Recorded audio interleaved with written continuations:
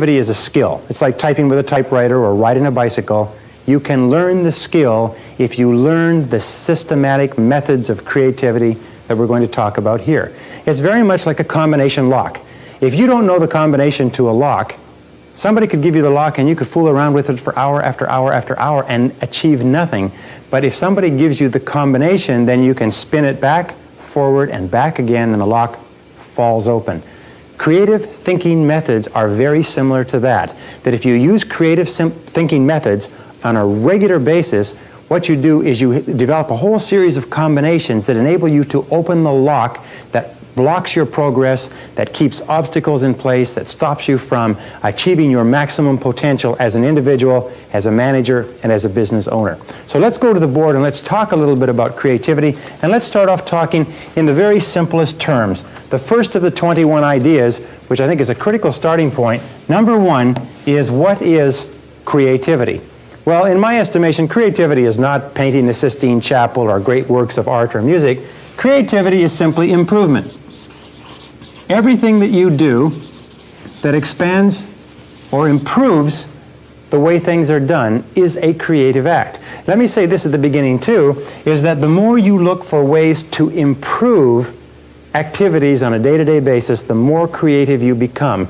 That your creativity is a latent force that lies, if you like, deep down within the recesses of your intelligence, and you can become more creative as you place more demands on your creative capability. Every single person has what is called a line of sight. In every organization, the line of sight is what you see when you look up. It's the job you do and what is going on around you. And everybody can find ways to improve what is going on in their line of sight.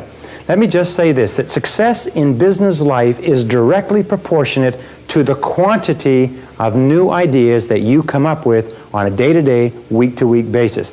A person who comes up with a continuous stream of good ideas, or even a continuous stream of average ideas, is a person who is destined to great success in business.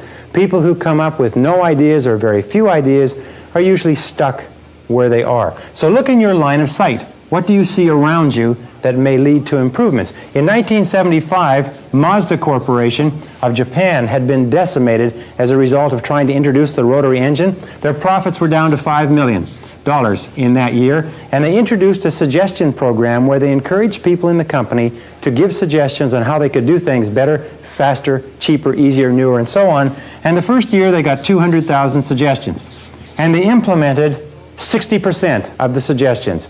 A total of 120,000 suggestions were implemented, and they found a very interesting thing, is that although they had a reward system for good suggestions, the major reward that people reported to them was seeing their suggestion implemented in their line of sight.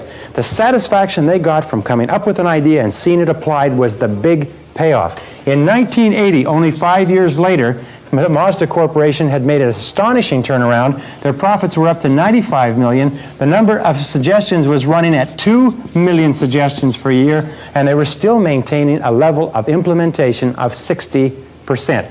Profits had increased 1,800%, and the officials of Mazda Corporation said that the primary reason for it was the suggestion system, where they encouraged everybody to be innovative and be continually looking for ways to do things better. Now, as opposed to that 60% implementation, when we test the level of implementation of suggestions in American or Canadian corporations, we find that the level is about 10%. Now, if it's 10%, what does that mean? It means for every 10 suggestions that a person gives to the average corporation, 9 of them are rejected. What does this do to a person if they have 90% of their suggestions rejected on an average basis? Do you know what it does? They say, what the heck, forget it, it's not worth it. What's even worse than that is many companies encourage suggestions and then they ignore them if the suggestions are inconvenient. Now, all the work that's being done in excellence today, all the work that's being done in the best corporations shows that there's a direct relationship between ideas and profitability. Between ideas and profitability. It's because of the dynamic nature of our society, because of the competitiveness, because of the rapid obsolescence of products and services, that the more and better and faster ideas that you can generate within your organization, the more likely it is that you're going to survive and thrive in the years ahead. And an organization that does not continually come up with new ideas is an organization that is doomed. So, when we talk about organizations, we know that organizations are simply people. Organizations are simply you and the people around you.